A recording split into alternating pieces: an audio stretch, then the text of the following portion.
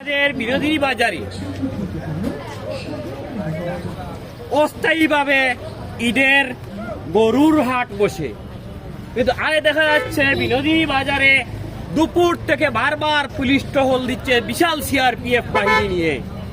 এর মানে কি এবং কোথায় রয়েছেন দক্ষিণ করিমগঞ্জের বিধায়ক আমিনুর রশিদ চৌধুরী? 1,40,000 মানুষ ভোট দিয়েছেন আপনাদের কংগ্রেসের প্রার্থী বিধায়ক আমিনুর রশিদ চৌধুরীকে।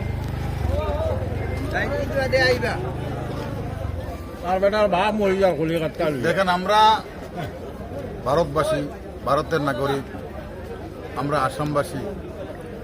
দেশের আইন কানুন মেনে চলা একটা ইমানি দায়িত্ব। সরকার যখন এটা নিষেধ করেছে, আমরা যেটা নিষেধ করেছে সেটা আমরা মান্যতা দিতে হবে। এবং বিশেষ করে দেখেন, ভারতবর্ষ বিভিন্ন জাতিগোষ্ঠীর বসবাস এবং আমাদের সনাতনী ধর্মাবলম্বী ভাইয়েরা, ওনারা গরুকে মাতৃতুল্য স্থান দিয়েছেন।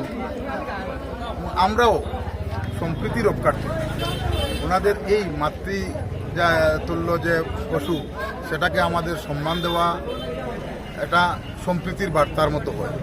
আমরা সম্প্রীতি রক্ষার্থে এবং সরকারের আইন কানুন মেনে চলার জন্য আমি বিশেষ করে আমাদের ইসলাম ধর্মাবলম্বী প্রত্যেক ভাইদেরকে আমি অনুরোধ রাখছি যে আমরা যে গো মাংস খাওয়া বর্জন করি এবং গো হত্যা বর্জন করি, সেটাই আমাদের ভালো।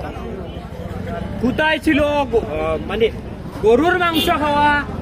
এই ভারতবর্ষের সংবিধান স্বীকৃত দেশে অনেক দিন থেকে, দীর্ঘদিন থেকে, ভারত স্বাধীন হওয়ার পর থেকেই আমরা শুনে আসছি এবং আমি ছোটবেলা থেকে দেখে আসছি ইসলাম ধর্মাবলম্বী মানুষ গরু দিয়ে কুরবানি দিচ্ছে এদেশে, আমাদের সংবিধান অধিকার দিয়েছে। আজ হঠাৎ করে কোথার থেকে এলো না?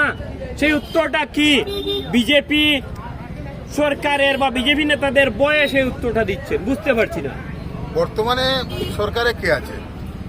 বর্তমানের যে সরকার, সেই সরকার নিষিদ্ধ করেছে এবং আমরা সুনাগরিক হিসাবে সরকারের আইন মেনে চলা আমাদের দায়িত্ব। এবং আমরা আলিমুলামা ওদের মুখ থেকে শুনেছি যে হুকুমতের নির্দেশ মেনে চলা ইমানি দায়িত্ব। তাই সরকার যখন এটা বর্জন করেছে, সরকার যখন নিষেধ করেছে, তাহলে আমরাও নিষেধ করা উচিত। নিষেধ করলে কি হবে? কোনো অসুবিধা তো আমাদের নেই।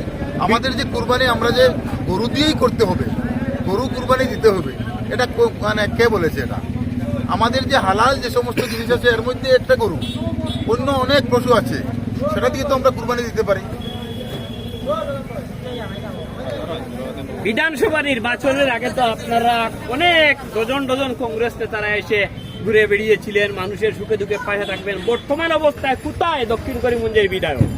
আচ্ছা, বিধায়ক তো বারবার উনি স্টেটমেন্ট দিচ্ছেন যে ওনার বাবা অসুস্থ, ওনার বাবাকে নিয়ে উনি দিল্লি এইমসে গিয়েছেন।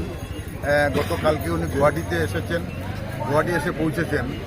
এখন আমি বলি একটা কথা আপনাদেরকে, যে বিধায়ক যদি ওখানে, আমাদের দেখেন আমরা কংগ্রেসের লোক, কংগ্রেসের কর্মী, আপনারা আমাকেও কংগ্রেসের জেলা পরিষদের প্রতিনিধিত্ব করার সুযোগ দিয়েছেন। আপনারা এত বড় সমষ্টির মধ্যে একজন বিধায়ককে তো আপনারা সবসময় পাবেন না। আর ওনার বাবা যেহেতু অসুস্থ, ওনাকে আপনারা একটু ওনার বাবা অসুস্থতার কারণে আপনারা একটু সুযোগ দেন। উনি তো নিশ্চয়ই আসবেন। আসলে আমাদের সুখে দুঃখে যখন উনি প্রতিশ্রুতি দিয়েছেন, নিশ্চয়ই আমাদের সঙ্গে থাকবেন। মানুষের যে প্রশ্ন হচ্ছে, এই মানুষের যে গতদিন আমাদের ঐতিহ্যবাহী চেরাগি বাজারে মানুষকে পুলিশ লাঠিপেটা করেছে, পাটুইয়া বাজারে বাজার বন্ধ করে দিয়েছে, গতকাল কালীগঞ্জ বাজারে যে স্বাধীনতার আগ থেকে যে বাজার চলে আসছে, যেখানে হাট চলছে গরুর হাট, সেটাকে ক্যাটেল মার্কেট বললেই চলে, কালীগঞ্জের ঐতিহ্যবাহী বাজার, সেখানেই পুলিশ সিআরপিএফ বাহিনী গিয়ে বাজার বন্ধ করে দিয়েছে। আবার যে 1,40,000 মানুষ ভোট দিয়েছে, কিন্তু কংগ্রেস নেতাদেরও দেখা মিলছে না। কোথায়? যে 12 জন মনোনয়ন প্রত্যাশী ছিলেন, গতকাল কালীগঞ্জ বাজারে কারো দেখা পাওয়া গেল না। সেদিন মোল্লাগঞ্জ বাজারে একজনও মানুষকে সান্ত্বনা দেওয়ার মতো কেউ নেই। চেরাগি বাজারে মানুষ মার খেয়েছে, গরিব ঘরের মানুষ, যে নিজে গরু হাটে খাওয়া মানুষ বাজারে গিয়েছে গরু বিক্রি করতে, সেখানে গিয়ে সিআরপিএফ তাদেরকে লাঠিপেটা করেছে, কিন্তু একজন মানুষ সান্ত্বনা দেওয়ার মতো নেই। কেন? কি ভুল করেছে দক্ষিণ করিমগঞ্জের মানুষ? চেরাগি বাজার গত বৃহস্পতিবারে ছিল। আমাদের এত অঞ্চলের ভিতরে ঈদ উপলক্ষে যে বাজারটা, ওটা প্রথম হয়েছিল। হঠাৎ করে পুলিশ এসে বাধা দিয়েছে। মারধর করা ঘটনা আমি শুনি নাই। পুলিশ এসে বাধা দিয়েছে যে এটা মানে সরকারের আদেশ নির্দেশ দেওয়া, এটা গরুর বাজার হবে না। সঙ্গে সঙ্গে এলাকার মানুষ আমাকে খবর দিয়েছেন, আমি তৎক্ষণাৎ সেখানে এসে পৌঁছেছি। আপনারা যদি বলেন যে কংগ্রেসের কোনো লোক বা কোনো নেতা সেখানে আসেন নাই, এটা ভুল হবে। আপনারা বাজারে গিয়ে জিজ্ঞেস করবেন, আমি সঙ্গে সঙ্গে এসেছি।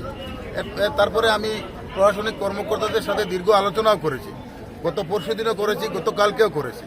যদিও ওনাদের কাছে কোনো লিখিত আদেশ নেই, তথাপিও ওনারা আপনারা সোশ্যাল মিডিয়ার মাধ্যমে দেখতে পাচ্ছেন, সবসময় আমাদের মুখ্যমন্ত্রী বলে যাচ্ছেন যে টোটালি কুরবানি, গরু দিয়ে কুরবানি নিষিদ্ধ। তো প্রশাসনকে নিশ্চয়ই নির্দেশ দিয়েছেন, সেই নির্দেশ মতো প্রশাসন কাজ করে যাচ্ছে।